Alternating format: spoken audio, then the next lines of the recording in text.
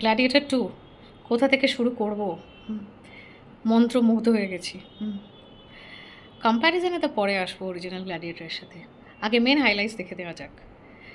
তো সময় হচ্ছে পুরনো গ্ল্যাডিয়েটর থেকে 16 বছর এগিয়ে গেছে।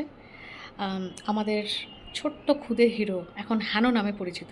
বেসিক্যালি সেই হলো আসল লুসিয়াস।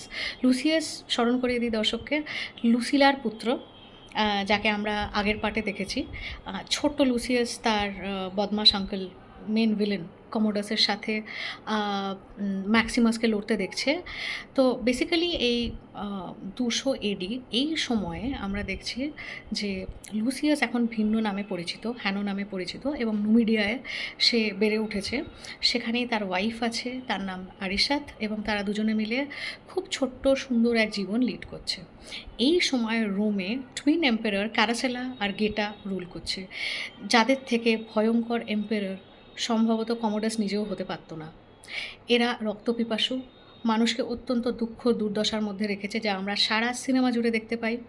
রোমে প্রচণ্ডভাবে লোক এখন দরিদ্র, অর্থের অভাব, খাদ্যের অভাব এবং বিভিন্ন অসুখের মধ্যে দিয়ে চলছে। অথচ তাদের রক্তপিপাসা এবং নতুন নতুন ল্যান্ডকে জয় করার পিপাসা কিছুতেই কমছে না। সেই সময় আমরা দেখছি Roman army led by general অকেসিয়াস এসে পড়েছে নুমিডিয়ার মোড়ে, এবং সেখানে এক যুদ্ধ হয়। নুমিডিয়ানরা যখন নিজেদেরকে আটকানোর চেষ্টা করে রোমান সৈন্যদের হাতে পড়ার থেকে, সেখানে আরিসাত এবং হানো মানে লুসিয়াস, এরা দুজনেই যুদ্ধ করে এবং আনফর্চুনেটলি এরা হেরে যায়। আরিসাত মারা যায় এই যুদ্ধে, এবং লুসিয়াস ঠিক প্রিডেসেসর মুভি গ্ল্যাডিয়েটর 1-এ যেভাবে ম্যাক্সিমাসের হয়েছিল, সেভাবে লুসিয়াসও কিন্তু রোমান আর্মির হাতে বন্দী হয়, এবং ভাগ্যের চক্রে সে আবার রোমে গিয়েই পৌঁছয়, ঠিক যেখান থেকে বহু বছর আগে তার মা লুসিলা তাকে সরিয়ে দিয়েছিল তার প্রাণ বাঁচানোর জন্যে। সেই পোর্শনটাও মুভি একদম কতকটা শেষের কিছুটা আগে গিয়ে দেখায়। তো এইভাবেই সে রোমে এসে পড়ে, এবং রোমে এসে একজন বড় ম্যাক্রিনাস নামক একজন বড় স্লেভ ট্রেডারের হাতে এসে সে পড়ে, এবং ক্রমশ কীভাবে সে লড়তে আবার গিয়ে রোমের মেইন টেম্পল তথা কলোজিয়ামে গিয়ে পড়ে। এই এম্পায়ারদের সামনে, ক্যারাসেলা এবং গেটা নামক দুই টুইন এম্পায়ারদের সামনে তারা লড়তে থাকে।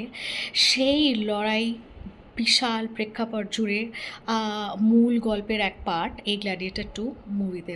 মন্ত্রমুগ্ধের মতন দেখতে হবে, সাংঘাতিক সমস্ত ফাইটিং সিনস, কি নেই এতে। লড়াকু এক ধরনের অদ্ভুত, কতকটা বেবুন, কতকটা আমাদের নর্মাল আমরা যে বাঁদর দেখে থাকি তার এক সংমিশ্রিত ভ্যারাইটি টাইপের এক আজব ধরনের বাঁদর আমরা দেখছি। শার্ক আরিনার মধ্যে জল, এবং সেই জলের ভেতরে শার্ক, এবং সেখানে গ্ল্যাডিয়েটররা যুদ্ধ করছে। সেখান থেকে আমরা দেখতে পাচ্ছি বিশাল বড় রাইনো, তার পিঠে সৈন্যরা এসছে এবং তাদের সঙ্গে গ্ল্যাডিয়েটররা যুদ্ধ করছে। তো এন্টারটেনমেন্টের খোরাকের কোনো অভাব নেই। তো একদিকে এই ছবি কিছু অন্য ছবিকে মনে করিয়ে দেয়, আর সেই পার্টে তো আমরা আসছি। কিন্তু যে আলোচনায় আমরা ছিলাম, এই গল্পে এন্টারটেনমেন্টের অ্যাবসোলুটলি খোরাকের কোনোই অভাব নেই। একদিকে যেমন মিশ্র মানবিক টানের গল্প দেখাচ্ছে, এক মা ছেলে কীভাবে তাদের ছাড়াছাড়ি হয়ে যায় এবং কীভাবে এক অদ্ভুত মুহূর্তে গিয়ে তাদের দেখা হয়, কীভাবে নিজের স্টেপ ড্যাডের সঙ্গে যুদ্ধক্ষেত্রে দেখা হয়ে যাচ্ছে লুসিয়াসের, এবং সে বুঝতে পারছে না তাকে মারবে কি মারবে না। হ্যাঁ, এই দোটানা প্রচণ্ডভাবে গ্রিডের এক বড় প্রেক্ষাপট দেখা গেছে ম্যাক্রিনাসের মধ্যে দিয়ে। আমরা দেখতে পাচ্ছি ভালোবাসা, অ্যারিসাত এবং লুসিয়াসের ভালোবাসা, কিভাবে তারা মৃত্যুবরণের আগেও একে অপরকে আংটি বদল করে বারবার একে অপরকে নিজেদের ভালোবাসা জাহির করছে, তাদেরকে মনে করাচ্ছে যে তারা চিরকাল একসাথে থাকবে এই আংটির মধ্যে দিয়ে। এই তো গেল তার সমস্ত মানবিক পাঠ, এবং অস্বাভাবিক দক্ষতার সাথে রিডলি স্কট, গ্ল্যাডিয়েটর 1 এবং গ্ল্যাডিয়েটর 2 দুটিরই ডিরেক্টর রিডলি স্কট দক্ষতার সাথে এই সমস্ত লড়াইয়ের সিন তুলে ধরেছে। আমরা প্রাচীন রোমকে দেখতে পাচ্ছি, রোমের অত্যাচারী এম্পায়ারদের দেখতে পাচ্ছি। খুব ছোটো থেকে আমরা ইতিহাসের পাতায় তো আমরা শুনেই এসেছি এম্পায়ার নেরোর কথা। যখন রোম জ্বলছে তখন তিনি বাদ্যযন্ত্র বাজাচ্ছেন। তো সেই কথাই বোধহয় বারবার মনে করিয়ে দিচ্ছে। মাইথোলজির সূক্ষ্ম টাচ রয়েছে, যেখানে আমরা দেখতে পাচ্ছি রোমিলাস এবং রেমাসকে তার উলফ মায়ের থেকে দুধ খেতে একদম শহরের মুখেই রয়েছে সেই এক বিশাল আ পিলার, যেখানে আমরা দেখতে পাচ্ছি রোমিলাস এবং রেমাস দুই টুইনকে, যা মাইথোলজির পার্ট, রোমের মাইথোলজির পার্ট, সেই পার্টও আমরা দেখতে পাচ্ছি। তো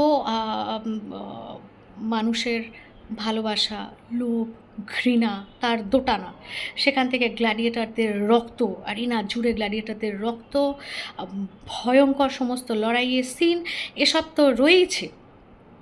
এর সাথেও যেটা দর্শকদের বিশাল বড় পাওয়া, সেটা হচ্ছে ইতিহাসের টাচ।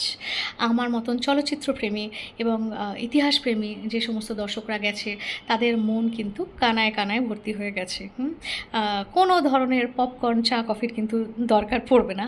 এন্টারটেনমেন্ট, মাইথোলজি, ভালোবাসা, সমস্ত ধরনের মানবিক ছোঁয়ায় টইটুম্বুর এই গল্প। আমরা অবশ্যই বলতে পারি গ্ল্যাডিয়েটর 1কে জাস্টিস দিয়েছে গ্ল্যাডিয়েটর 2, কোনোভাবেই তা কম নয়, কোনো ক্ষেত্রেই তা কম নয়। পল মেসকেলের অসাধারণ অভিনয় অ্যাজ লুসিয়াস, যে গ্ল্যাডিয়েটর 2 এর মুখ্য চরিত্র, এবং ডেনজেল ওয়াশিংটন, যাকে আমরা বিভিন্ন আরও হলিউড ছবিতে দেখে এসেছি।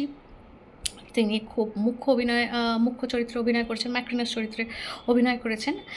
এবার এসে যাই আমরা এই গল্পের সাথে অন্যান্য কোন ছবির ভীষণ সিমিলারিটি অন্তত আমার চোখে ধরা পড়েছে। এটা সম্পূর্ণ ব্যক্তিগত আমার অভিমত, অন্য কারোর সাথে নাও ম্যাচ করতে পারে।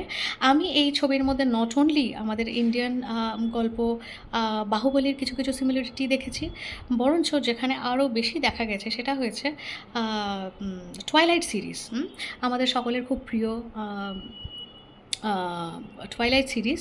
সেই টুয়াইলাইট সিরিজে আমরা অ্যারো, কেয়াস এবং মার্কাস বলে তিনজন ভিলেন চরিত্র দেখতে পাই।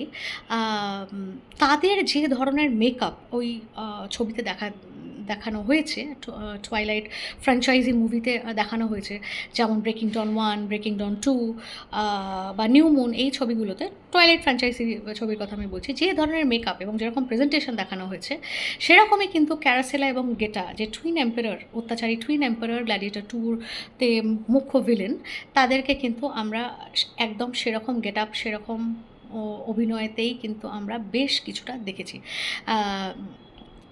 যদিও হয়তো ব্যবহারিক দিক থেকে কিছুটা আলাদা, কিন্তু মেকআপ, ডিমিনার, এইগুলো কিন্তু ভীষণভাবে মিল। এবং আরেকটি জিনিস যেটি অবশ্যই সকলের মাথায় স্ট্রাইক করবে, সেটা হচ্ছে হাঙ্গার গেমস।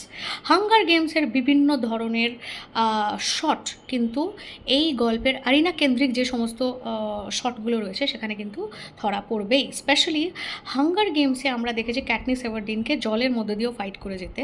এখানে যে সিকোয়েন্সে আমরা জলের ভেতরে শার্ক দেখেছি, সেখানে কিন্তু ভীষণভাবেই আমার সেই হাঙ্গার গেমসের ক্যাটনিসের যুদ্ধের সিকোয়েন্সগুলো মনে করিয়ে দিয়েছে।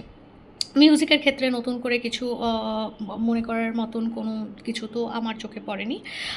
আমার নাও উই আর ফ্রি, সেই যে মুখ্য আবহ সঙ্গীত ছিল গ্ল্যাডিয়েটর 1-এ, গ্ল্যাডিয়েটর 2-তেও কিন্তু সেটি আমার মুখ্য আবহ সঙ্গীত বলেই মনে হয়েছে। সব কিছু মিলেমিশে আমরা এই গল্পকে আরামসে 5-এ 4 দিতে পারি, এবং আমার মতো আপনারাও সকলে গ্ল্যাডিয়েটর 2 দেখে আসুন, পুরো ফ্যামিলিকে নিয়ে এনজয় করুন। দরকার হয় গ্ল্যাডিয়েটর 1 ঠিক আমাদেরই মতো আরেকবার দেখে গ্ল্যাডিয়েটর 2 দেখতে যান, কারণ দীর্ঘ 24 বছর পর গ্ল্যাডিয়েটর 2 এসেছে গ্ল্যাডিয়েটর 1-এর পর, তো মাঝখানে বিশাল সময় কেটে গেছে। তো কিছুটা রিফ্রেশমেন্টও হয়ে যাবে, কিছুটা মাইন্ড রিফ্রেশ হয়ে যাবে, গল্প আবার দ্বিতীয়বার মনে পড়ে যাবে। আর যদি গ্ল্যাডিয়েটর 2 দেখে মন ভরে যায়, কিন্তু তাও আরও কিছুটা ক্ষুধা থেকে যায়, তো অবশ্যই নেক্সট আসছে কিন্তু পুষ্পা 2। খুব শীঘ্রই পুষ্পা 2 আসছে।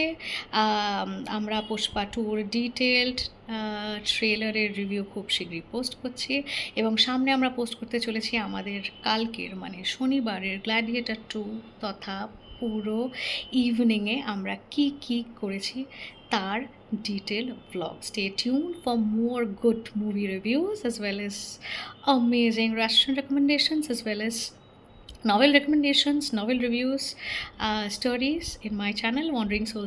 See you soon. দেখা হচ্ছে, টাটা।